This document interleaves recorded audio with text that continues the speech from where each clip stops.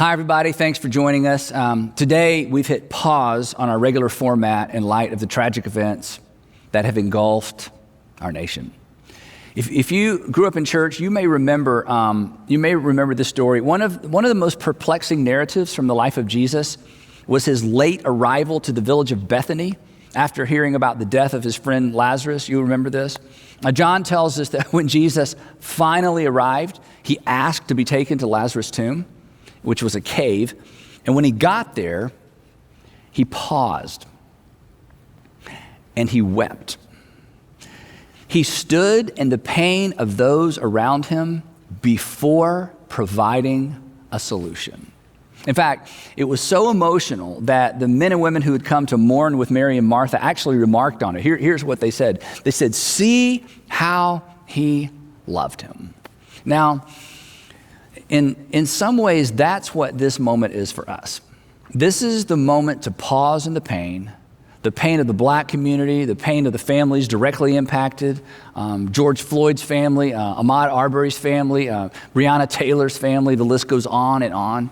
This is the moment to pause in the pain of our nation and to connect these current losses to the current of racism that has plagued our nation for so long. To pause and to feel it. And before we offer our solutions, to weep with those who weep and to mourn with those who mourn.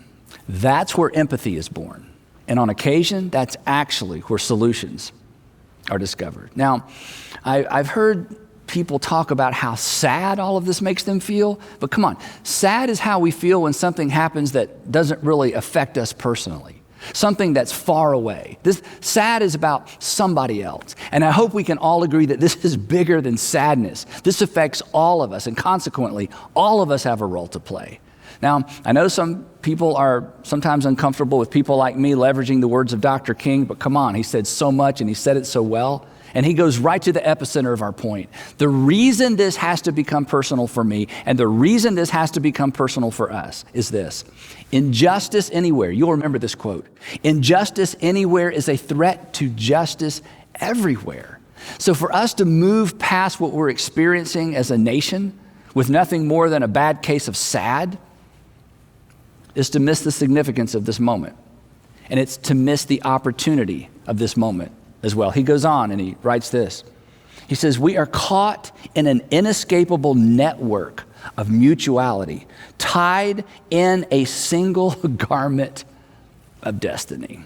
Now, this is true now more than ever.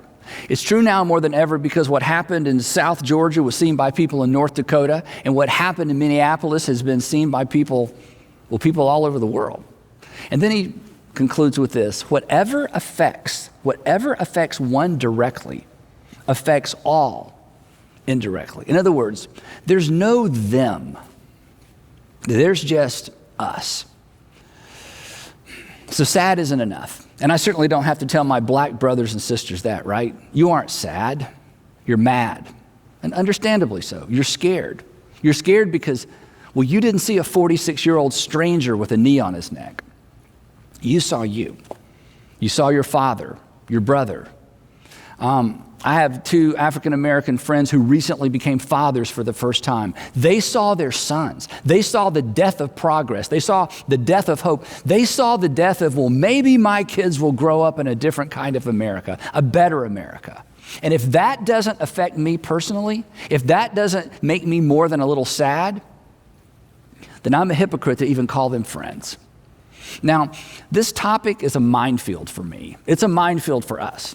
But that's not the case for every pastor or every church, and you know that. If we leaned far right or if we leaned far left, you would be the choir and I would be preaching to the choir. I would be preaching to the choir to a chorus of amens and applause, but we're not that kind of church.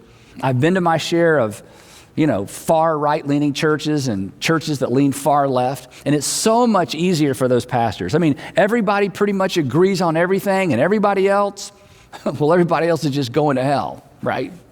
But that's not who you are. And that's not who we are. And besides, come on. The truth is rarely found in the extremes. You know that. It's found where the circles overlap in the middle, the messy middle. Dr. King told us that as well. In fact, he modeled that He died in part because of that. The messy middle, that's where the brutal, uncomfortable facts all come together. But it's also where problems can be solved. But it is so uncomfortable. It's so much easier to retreat to the echo chamber of extremes where everybody agrees, but nothing is ever accomplished. In the messy middle, we're confronted with uncomfortable facts. And by the way, facts aren't fair, but facts don't care. Here's an uncomfortable fact. White people fear black men. That's not fair, but it's true. What makes this even more unfair is that in the vast majority of cases, our fear of black men is in no way connected to our personal experience. And if that wasn't unfair enough, study after study has shown, you know this, that fear of black men doesn't even spring primarily from racism. It's deeper than that. And that's not fair to black people or white people. Most black men have experienced what some people refer to as the fearful gaze of white men and women. Then on the other side of the equation is this: the majority of African Americans in our country, they don't trust the criminal justice system, do you? I mean, you fear the police. That's not fair. Facts don't care. It's not fair to police officers with spotless records who risk their lives every day for people they don't even know, for people who in some instances don't even like them. I was a journalism major in college, and during the murdered and missing children chapter of our city's history, some of you remember that, as part of an assignment, I had an opportunity to ride along with a black City of Atlanta police officer on the 11 p.m. to 7 a.m. shift. So we were together all night. And honestly, I was pretty much scared the entire night. Not of him, but we went from one domestic violence case to another all night long. And I saw firsthand, just a little bit, I saw firsthand the challenge of trying to play by the rules when confronting people who don't even know there are rules. So, white people fear black men. The majority of black people don't trust the police. Most police handle themselves professionally. And then there's this. Whereas our fear of black men is rarely, if ever, connected to personal experience, if you're an African American, you know this. Your mistrust of the criminal justice system is connected to personal experience. Us white folks, we fear what might happen. You fear what has happened. And then, as bad as all of that is, that's not even the worst of it. The really bad news is this: statistics, data, sermons, protests, none of that will ever change any of those cultural realities. Telling the black community how many times the criminal justice system has worked in their favor, has worked in your favor, that does nothing to diminish your mistrust, does it? Underscoring how quickly a police officer was fired and then arrested, that doesn't address your fear. For the same reason that reminding white folks how many more times they've been hurt by, ripped off by, deceived by white people than black people, that doesn't erase our fear of black men. If you're afraid of flying, you get this. Come on. Data, statistics, lectures, none of that helps, does it? I mean, being told that statistically you are safer in the air than you are on 285, that doesn't erase your fear of flying. And here's why. Because facts and data rarely replaces fear. And facts don't build trust. The only thing that has the potential to replace deep-seated fear and distrust is experience. We can't talk our way. We can't law our way. We can't talk our way or law our way out of this mess. We can't pie chart and graph, bar chart our way out of this. The only way forward is we have to experience something different. We have to experience our way forward. My friend, John Blake, who is a journalist in Atlanta, recently wrote an article, and this is the title of the article.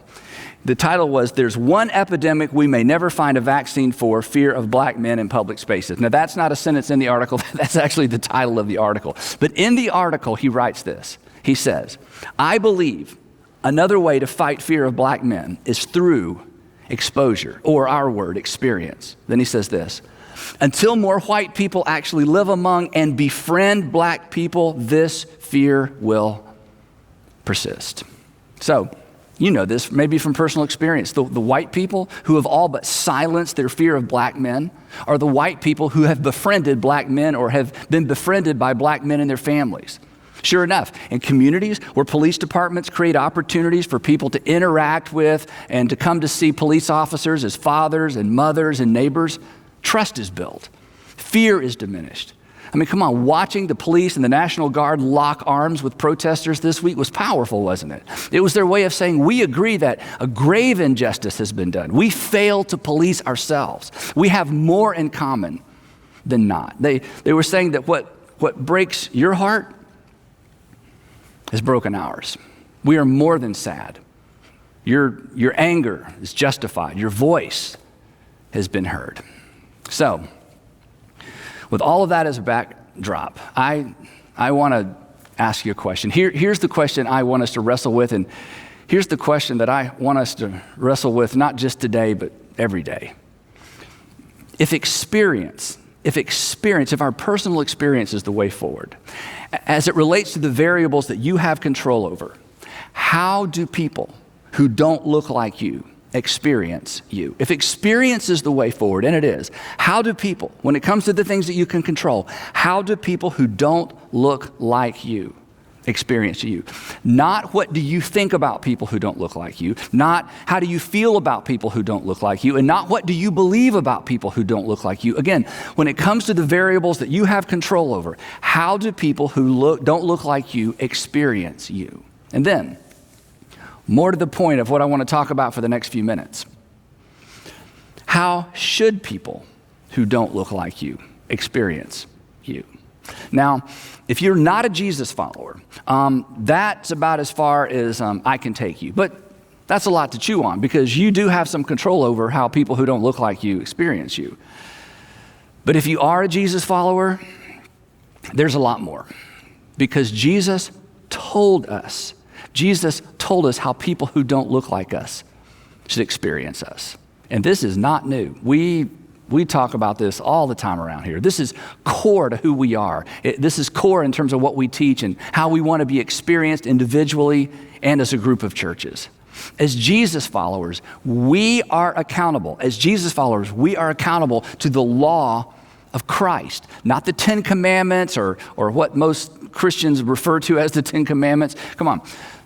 You can keep all 10 of the 10 Commandments all day and still be the chief among racists. It's true. If you don't believe me, ask the Apostle Paul, who kept the law perfectly while despising Gentiles and torturing Christians. And then he met Jesus, and everything changed. And Paul went from a violence-leveraging, law-keeping Pharisee to the greatest of these is love, Jesus followers, in a day. Because he better than anyone understood the stark contrast between what had come before and the kingdom Jesus came to introduce. Jesus, who on his final pre-crucifixion night replaced all 10 commandments with one commandment, a better commandment, a new commandment. He reduced all of life. This isn't an exaggeration. He reduced all of life to one transgenerationally relevant, unchangeable command that has the potential to change everything in spite of how things change. A new commandment, he said, a new commandment I give you, love one another. Of course, that wasn't new, but of course, he wasn't through. He defined it for us. As I have loved you, this is his definition. As I have loved you, so you must love one another.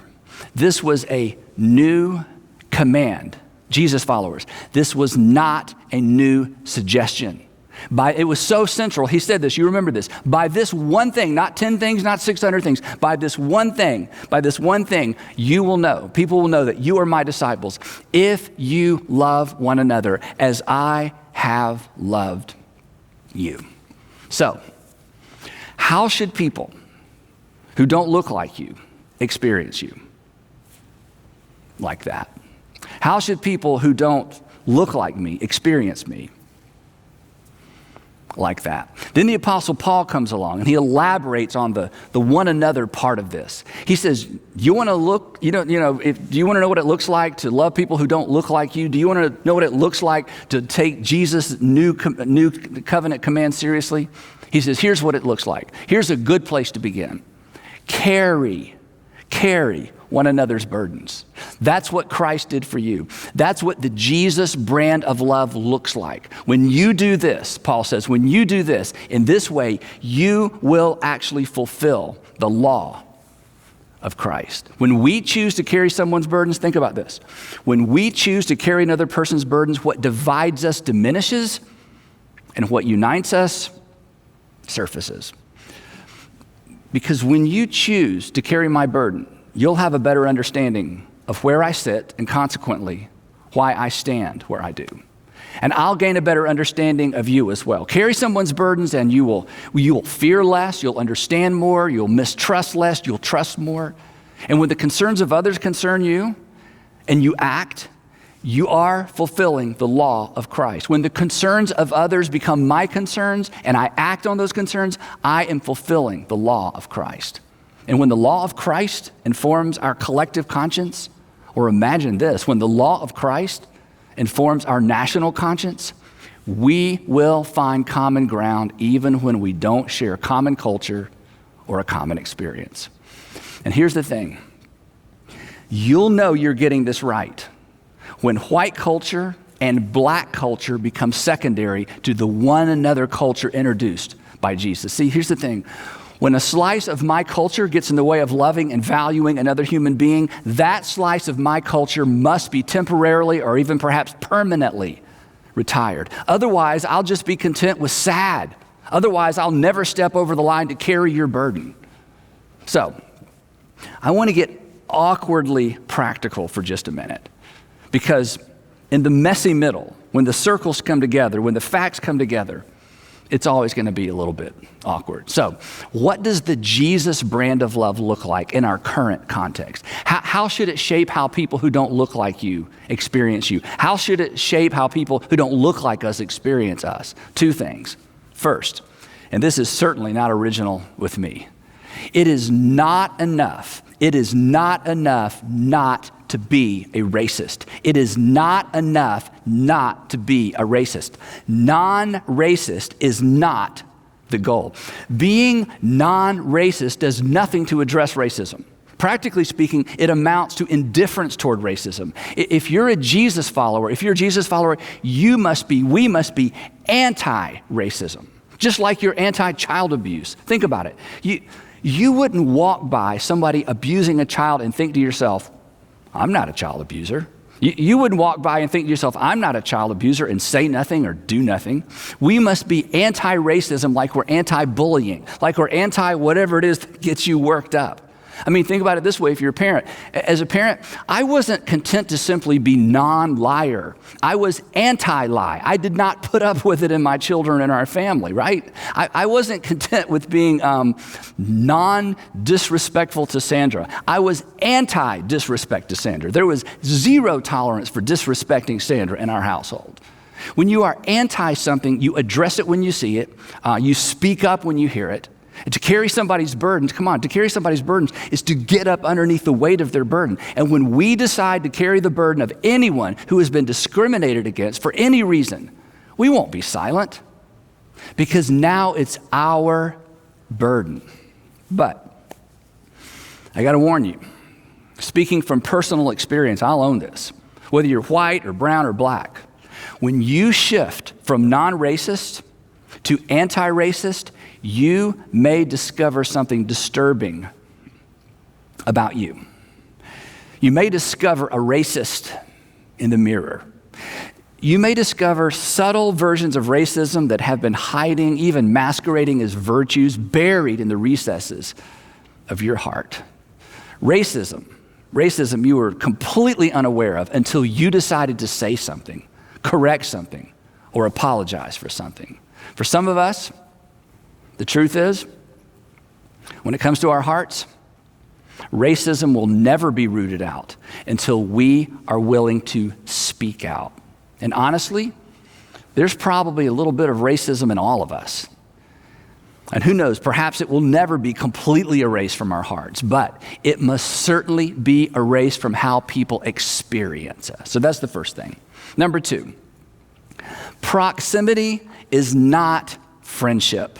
Proximity is not friendship. Knowing the names of people who don't look like you is not the same as having a friend who doesn't look like you. This is a big part of the solution. Author James Clear, who's written several really amazing books, he says this. He says, facts don't change our minds. Friendship does. Isn't this true? Facts is what we said earlier. Facts don't change our minds. Friendships change our minds. So as I've urged you in the past, pursue relationships, pursue friendships with people who don't look like you. Engage in their reality. Perhaps this is so overlooked. Perhaps nothing characterized the life of Jesus more than his intentional pursuit of people whose lives and lifestyles were nothing like his.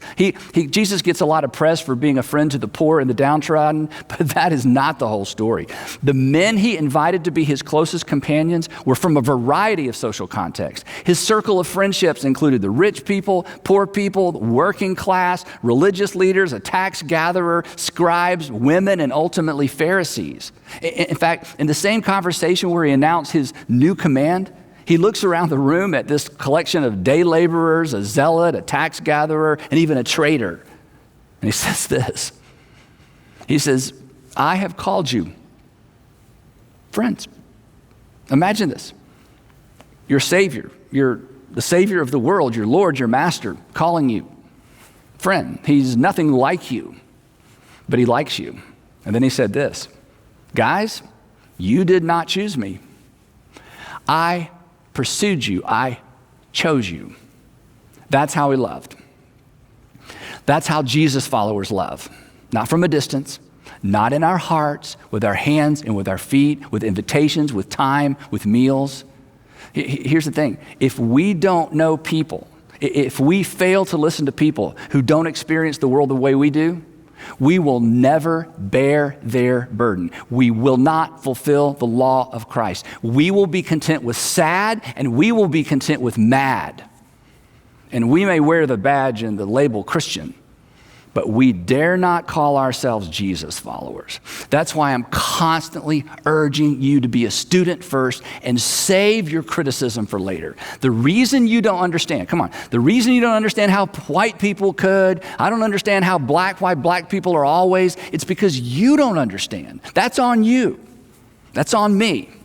That's on us, but that must end. As long as we're content, as long as we're content with proximity rather than friendship, we will always discount everything that doesn't fit perfectly into our own flawed world view. So, when it comes to the variables you have control over, how do people who don't look like you experience you? And would you, regardless of the color of your skin, decide not to be content with merely being a non-racist? Will you decide to make the shift to anti-racism, anti-discrimination? Will you stop, and I'm sorry to push so hard, but would you please stop with but I love everybody, and would you go out and love somebody who doesn't look like you, who doesn't experience the world the way that you do? In other words, will you follow Jesus? He was so clear. You have heard it said, and we've all heard it said, right? You have heard it said, love your neighbor and hate your enemy. But I tell you, that's not the way it works in my kingdom. You love your enemy and you pray for those who persecute you. And if you do, he says, you'll be children of your Father in heaven, because that's what he does. If you love those who love you, what reward will you get for that? Tax collectors do that. And if you only greet your own people, everybody does that. Idol worshipers do that. And then he said this, be perfect, because this is what perfection looks like from the vantage point of our Heavenly Father. Be perfect as your Heavenly Father is perfect. And we're like, wait, what? Perfect? Yeah. Because when you read the Gospels, nothing could be clearer than this. Jesus taught that our love for God is demonstrated and authenticated. How? By how we treat other people, not how we treat God. God's fine.